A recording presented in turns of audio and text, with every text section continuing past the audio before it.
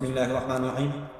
آج خوابوں کی تعبیر کے اندر میں آپ کو بتاؤں گا کہ اگر آپ بادشاہ گوشت کا ٹکڑا خواب میں دیکھتے ہیں تو اس کی تعبیر کیا بنے گی۔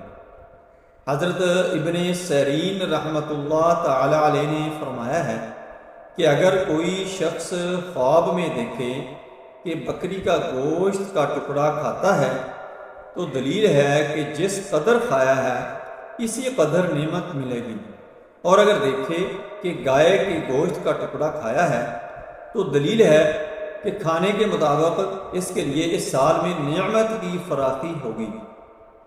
حضرت جابر مغربی رحمۃ اللہ علیہ نے فرمایا ہے کہ گوشت کا ٹکڑا خواب میں کھانا جس قدر کے کھایا ہے، خاص کر کچا کھانے کی صورت میں، یتیموں کے مال کو کھانے کی دلیل ہے۔